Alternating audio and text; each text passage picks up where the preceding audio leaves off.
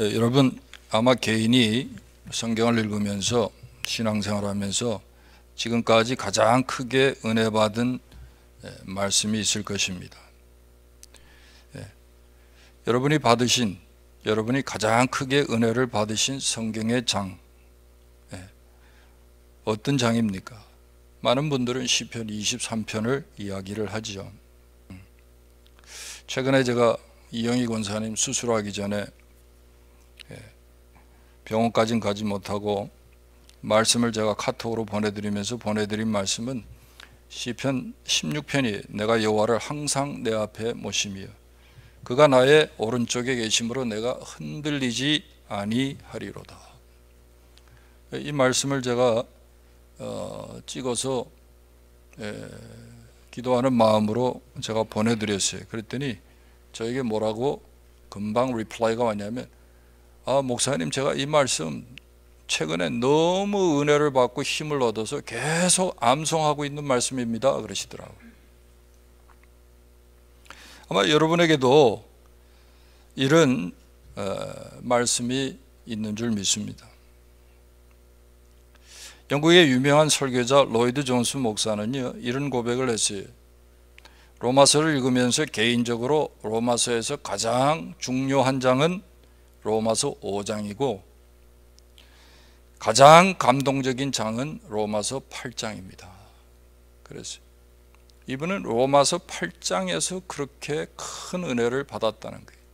큰 감동을 받았다는 거예요. 이제 로마서를 우리가 볼 때 물론 5장과 8장이 이렇게 떨어져 있어요. 중간에 6장, 7장이 있죠. 근데 6장, 7장은 삽입장이고 논리적으로 5장과 8장은 붙어 있다는 거예요. 연결되어 있다는 겁니다.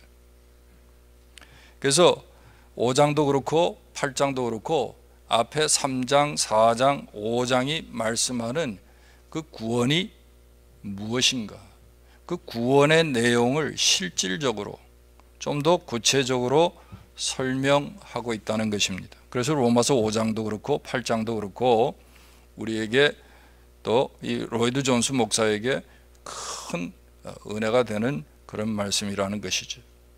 예를 들어서 우리가 함께 읽었던 8장 1절을 보시면 그리스도 예수 안에 있는 자에게는 결코 정죄함이 없나니 하는 말씀이 나오죠.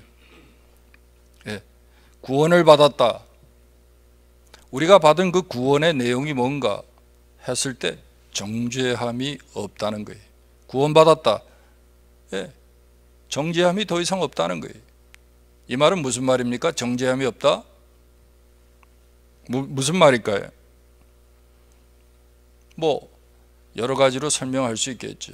더 이상 형벌이 없다. 이렇게도 우리가 말할 수 있지만 결코 정죄함이 없다는 이 말씀의 의미는요, 다시는 우리가 버림받지 않는다는 뜻이에요. 무슨 말이에요?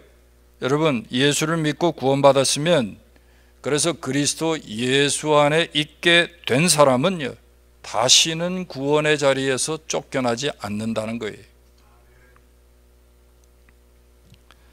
그렇습니다, 여러분.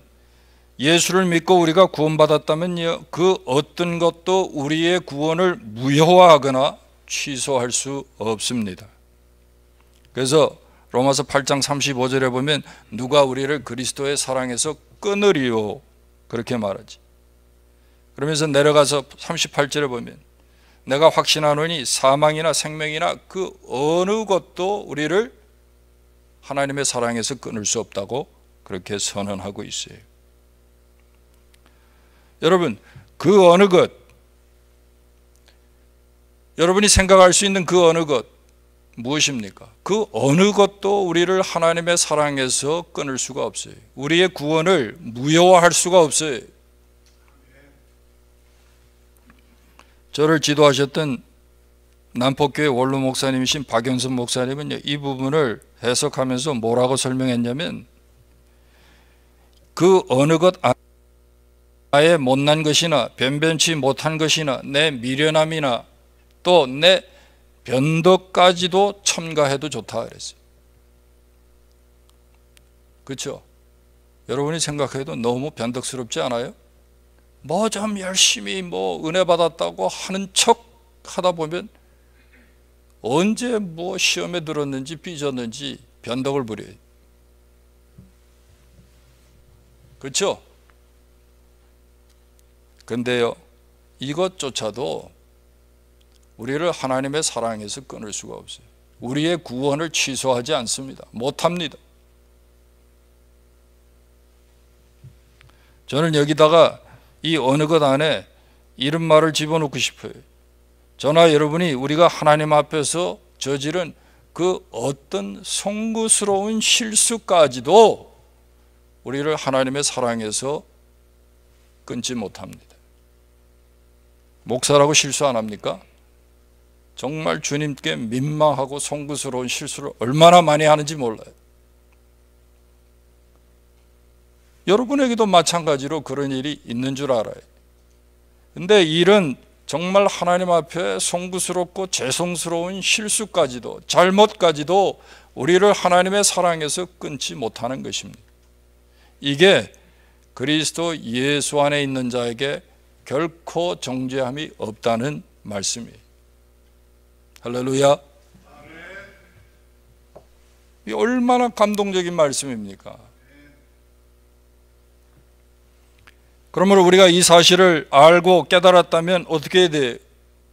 더 이상 죄책으로 인한 두려움이나 불안감, 의심, 고통에서 우리가 벗어나야죠.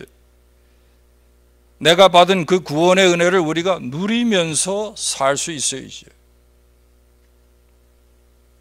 여러분, 우리에게 이런 자유함이 있어야 돼요.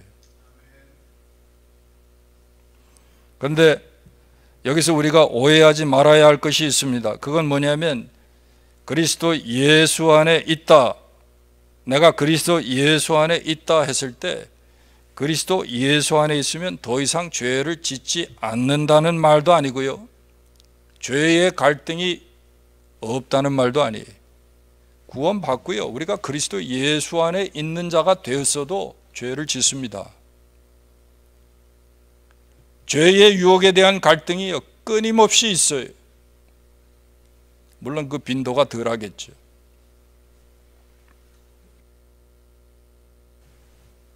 그런데 기억할 것은요, 그럼에도 불구하고 더 이상 정죄는 없다는 거예요.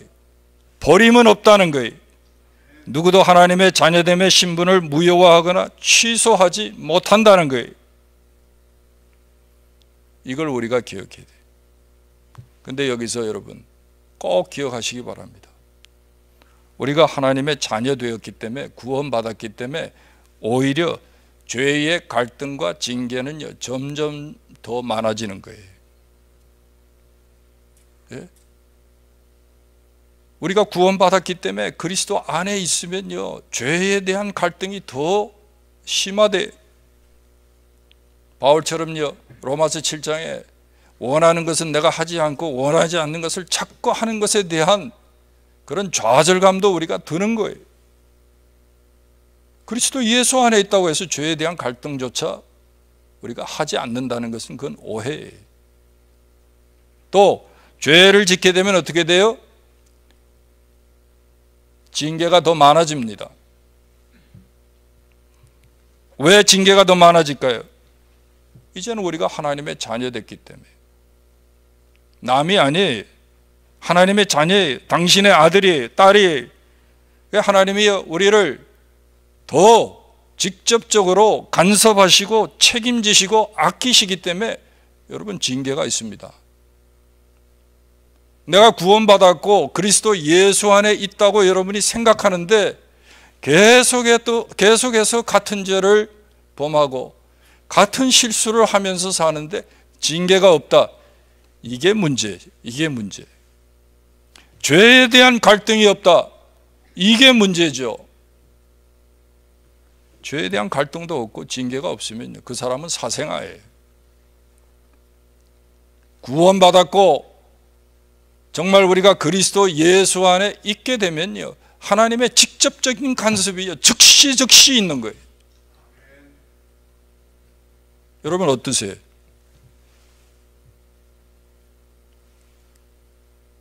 이 징계가 있어야 참 아들이고요, 사생자가 아닌 거예요.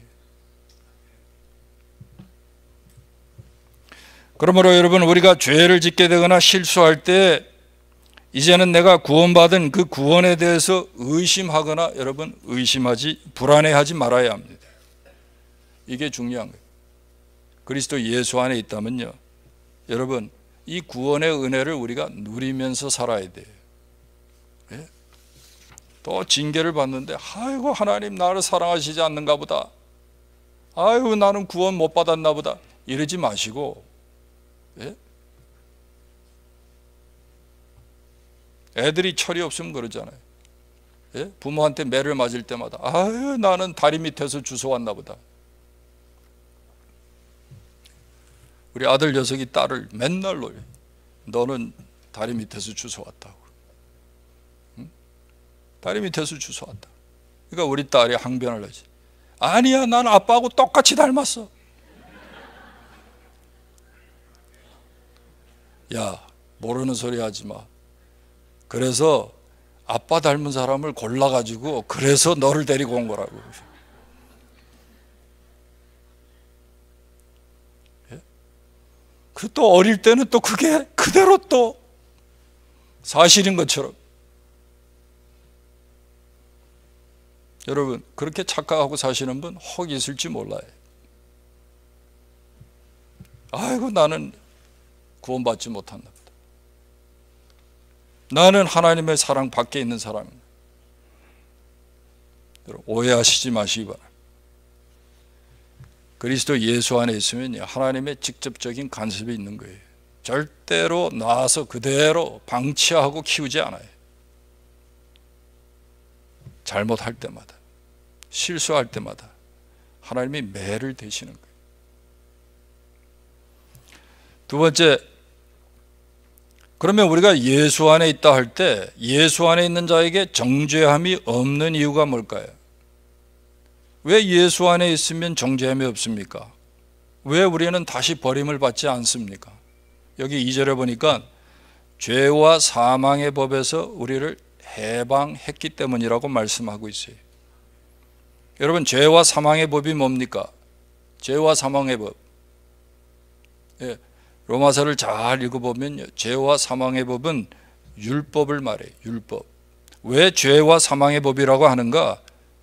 율법의 핵심이요, 죄를 범하면 반드시 죽는다는 거예요. 근데 왜 법이라는 말을 쓰는가? 예, 죄를 범하면, 이 말은 법을 어기면 반드시 형벌로 죽음이 따른다는 거예요. 그래서 죄와 사망의 법이, 이게 율법이에요. 율법은요, 뭘 가르치냐면 죄 지면 죽는다는 거예요. 모든 인간은요, 죄를 지었기 때문에 죽어요. 죄와 법에서 죄와 사망의 법에서 해방됐다, 이 말은요, 더 이상 율법 아래 우리가 있지 않다는 말이에요.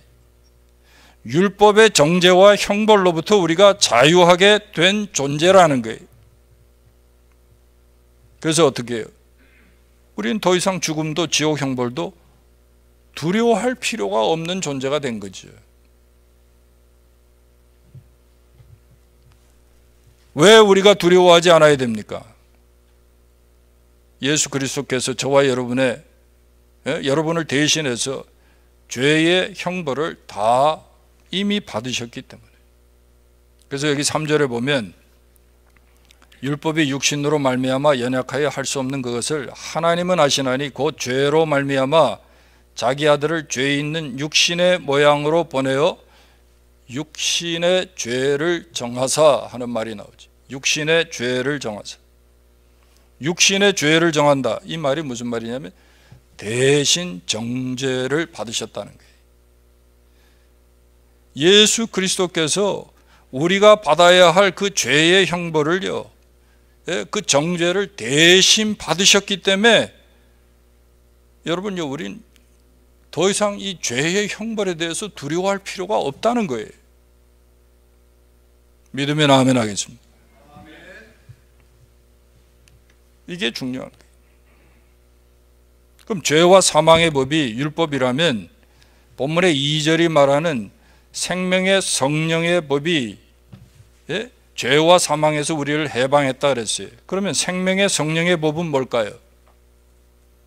생명의 성령의 법, 이게 하나님의 사랑의 법이에요. 하나님의 사랑의 법. 여러분, 하나님의 사랑의 법은요, 모든 법을 능가하는, 모든 법을 다 오버라이드하는 그런 법이에요. 왜 그럴까요? 이 하나님의 사랑의 법은요, 어떤 죄인이라도 용서할 수 있는 법의 능력이 있기 때문에 그래요. 하나님 용서할 수 없는 죄인이 있나요? 예? 어떤 죄인이라도 용서할 수 있는 법의 능력이 있어요. 이 하나님의 사랑의 법. 또 이 하나님의 사랑의 법이 어떤 법이냐면 자신의 아들까지도 희생할 만큼 철저한 법 정신이 있어요.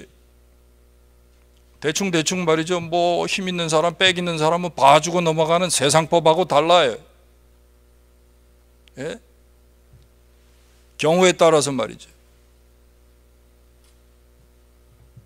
코에 걸면 코걸이, 귀에 걸면 귀걸이식으로 형량도 막 달라지잖아요. 뭘 참작해서 어쩌고 저쩌고 하면서 말이죠.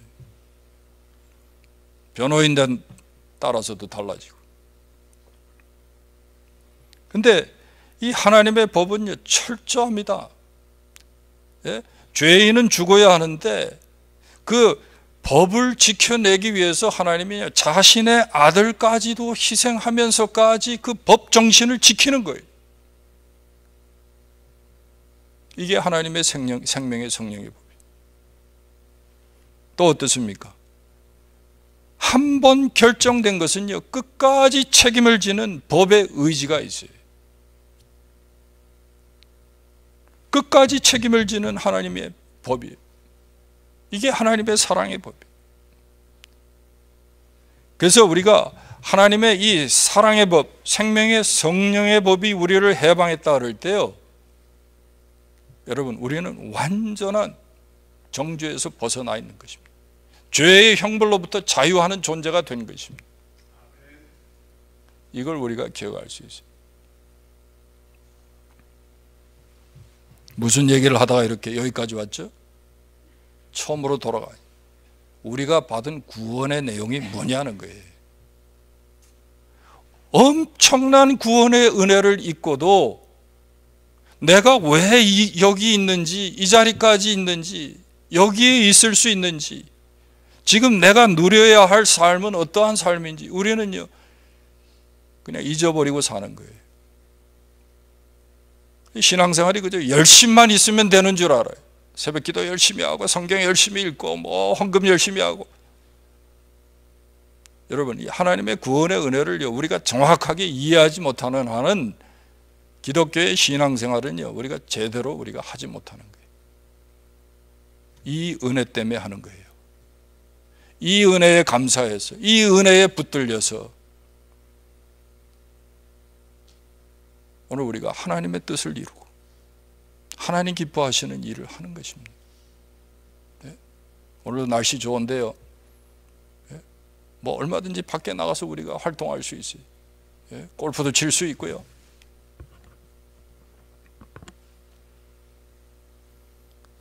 근데 여러분, 왜 우리가 주의를 거룩히 지키려고 합니까? 예배의 자리에 나옵니까? 구원받은 자로서 그 하나님의 은혜를 알기 때문에. 바라기는 하나님께서 우리에게 구원의 은혜를 베풀어 주셨는데 저와 여러분이 정말 이 구원의 자리에서 누릴 수 있는 이 은혜를 마음껏 누리는 그런 은혜의 삶을 살 수 있기를 주님의 이름으로 축원합니다. 네. 여러분, 성찬식도 그렇고요. 이게 다 은혜의 자리 아닙니까? 이거 억지로 해야 할 일이 아니잖아요. 네? 억지로 해야 할 일이 아니에요.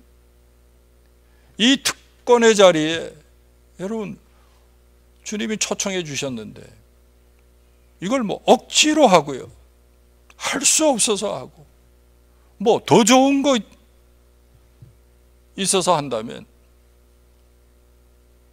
무언가 잘못된 거지. 네? 여러분, 생명의 은혜보다 더 큰 게 어디 있습니까? 오늘 우리가 성찬식을 통해서도 하나님 은혜를 주셨는데 또 한번 이 말씀을 통해서 저와 여러분에게 은혜를 주시는 그런 복된 시간 될 수 있기를 다시 한번 주님의 이름으로 축원합니다. 한번 기도하겠습니다. 하나님 아버지, 우리에게 귀한 은혜 주시니 감사합니다. 엄청난 구원의 은혜를 입어놓고도 그 은혜를 어떻게 우리가 잊어버리면서 사는지, 그 은혜를 우리가 모른다고 하는지, 아니 모르는 사람처럼 사는지 하나님, 저희들이 얼마나 어리석은지 모릅니다. 오늘도 우리에게 주신 이 구원의 은혜를 다시 깊이 생각하게 하시고 정말 그 희생을 치르며 우리에게 베풀어 주신 이 은혜를 우리가 순간순간 누리면서 살아가는 복된 하나님의 사람들, 자녀들이 다 되도록 은혜를 더하여 주시옵소서. 예수님의 이름으로 기도하옵나이다. 아멘.